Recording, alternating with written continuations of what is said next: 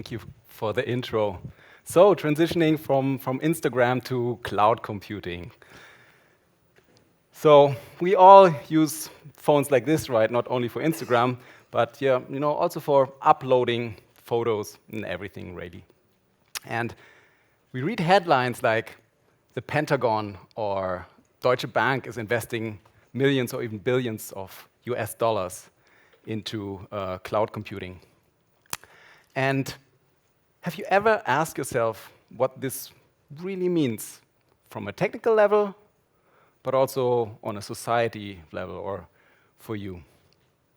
So cloud computing is one of the biggest technological shifts in the last 100 years.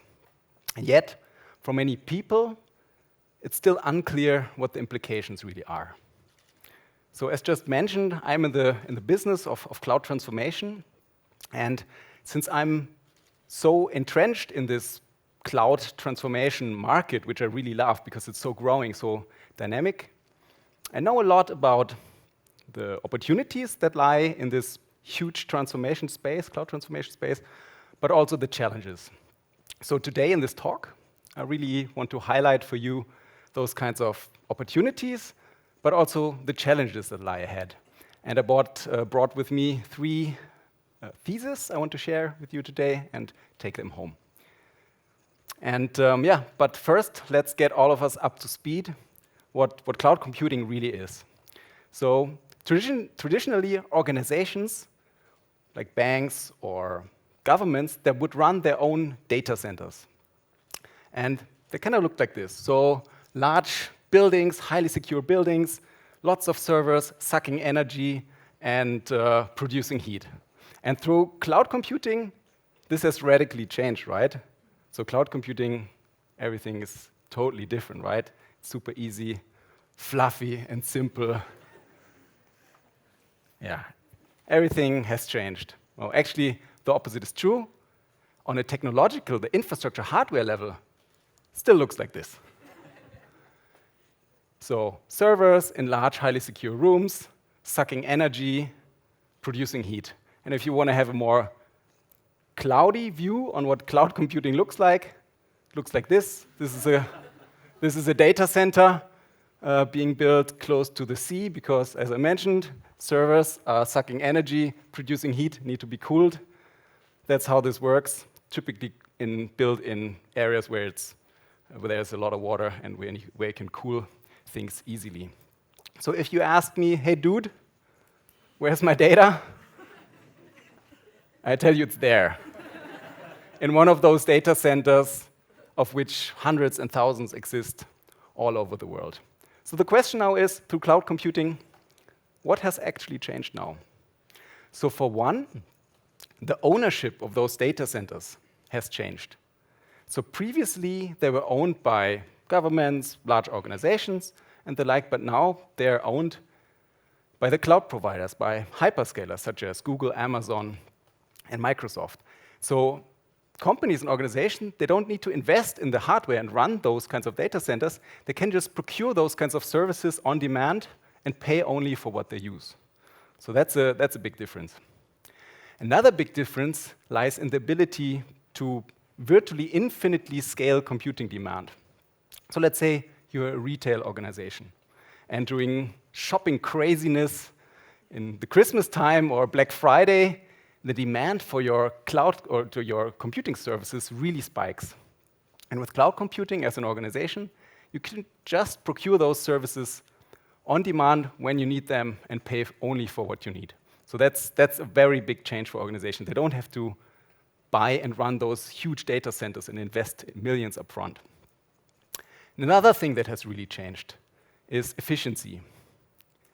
So since the cloud providers are able to focus on only one only business, that is providing cloud computing services, running data centers, they can optimize them in terms of security, for example, or in terms of energy efficiency.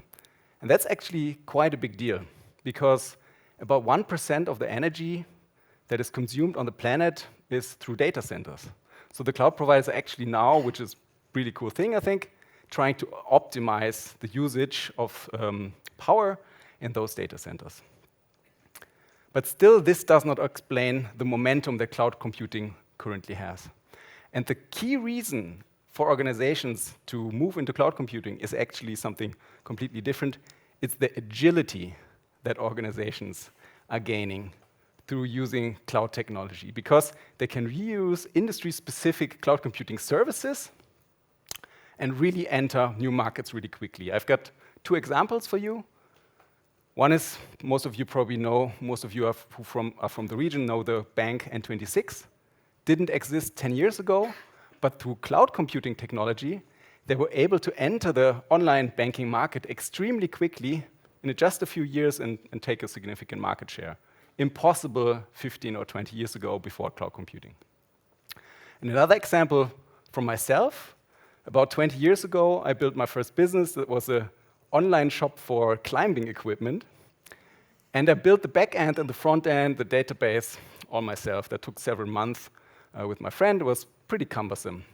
And now you can just use SaaS services, such as Shopify, and you can just build an online shop within a few hours. Done.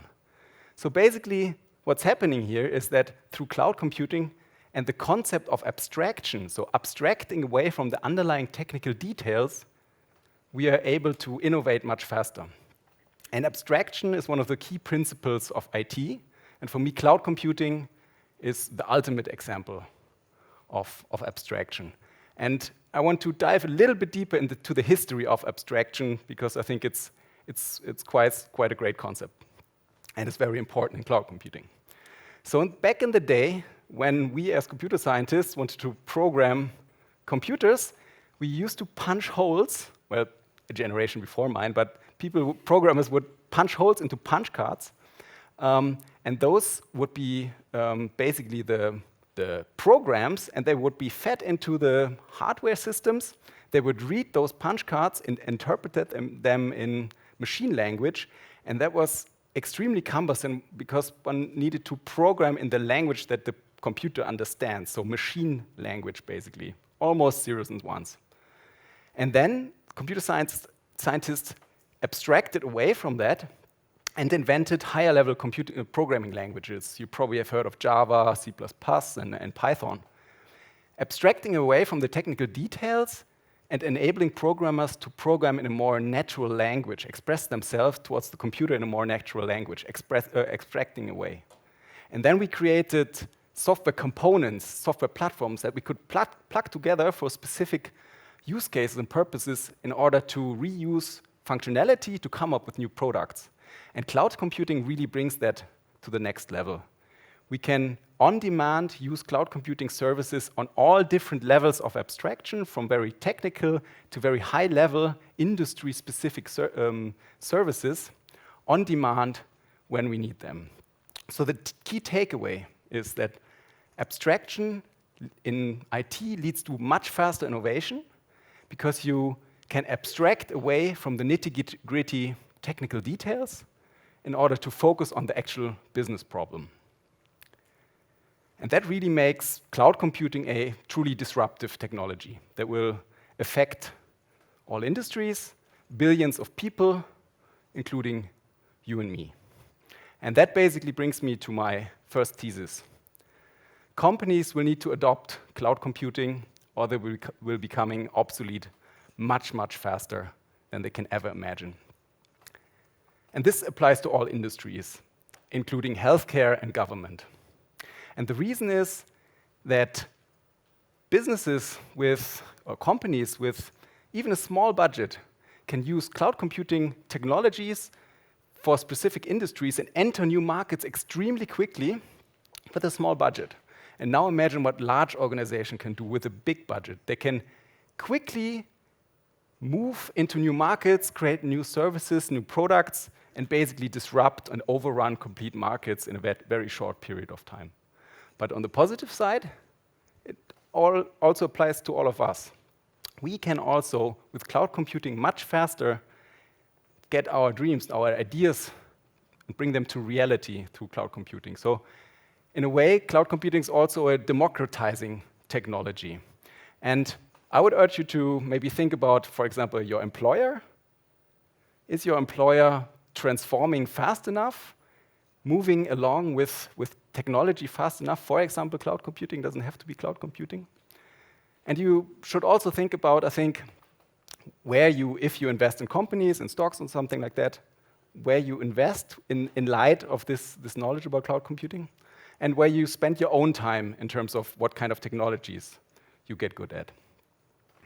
Let's move on to the next thesis. So what do all of those companies have in common? So they basically all are trading so-called commodities, such as oil, gas, electricities, and the like. So I listed here 9 out of the 50 largest companies in the world, and 9 of them are trading commodities and have become extremely large. And as you notice, none of the cloud providers is on there.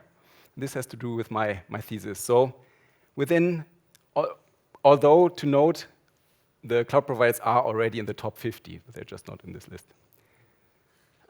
So my thesis is, within a short period of time, cloud computing will be traded just like a resource such as oil and gas and the like. And that will further distribute how data is stored all over the planet and where it will be processed. And on the positive side, this will create a marketplace that is potentially more fair because smaller players might be able to enter this market. But on the other hand, I also think that the large players in this field will be able to dominate because they can already make use of their economies of scale. So we really have to, I think, closely watch those kinds of market dynamics in the context of cloud computing, because computing in general will become much more important in the future. I mean, just by naming emerging technologies such as autonomous driving or machine learning, which in the future will need much more computing power. And this brings me to my last and final thesis. So within a decade, almost all data will be stored with just a handful of public cloud providers. The incentives of using cloud technologies are just too good in terms of ease of use, time to market, simplicity, and sometimes also costs. And don't get me wrong, I think in a way this is a very good thing, because the cloud providers are able to much better keep our data safe and secure because they have the skills, they have the budget, they have the people in order to focus on this topic much better than traditional organizations would be able to do. So, I still think that the problem here lies in, who owns the data. So it's not hard to imagine a world in which the organizations who own most of the data will be able to dominate. So I think we really need to also be careful and watchful and not start to get lazy when it comes to the privacy of our data, and need to hold organizations accountable for adhering to privacy and security standards. So summing up, cloud computing is one of the biggest technology shifts in the last 100 years. There will be absolutely massive disruptions in local and global economies in the next years through cloud computing, and specifically affecting organizations that are not transforming fast enough. Almost all data in the future will be stored with just a handful of public cloud providers. So will cloud computing be the democratizing technology of the future, or will it lead to more monopolies? And I think we can still influence that, for example, by using open source technologies or by applying technologies that can freely move from cloud provider to avoid being stuck with a specific vendor. And we really need to make sure that providers adhere and advance privacy and security standards also in the future. And I recommend to you to maybe dig deeper into more hidden technologies such as cloud computing and draw your own conclusions in terms of, for example, which kind of employers you choose, where you invest your money, or which of your own ideas you realize. Because through cloud computing, you can bring new ideas to life on a very small budget, much faster than traditionally, at a global scale, and all through the power of the concept of abstraction. So we have a lot of massive, I would say, technology and societal challenges ahead, but also amazing opportunities through cloud computing. Thank you very much.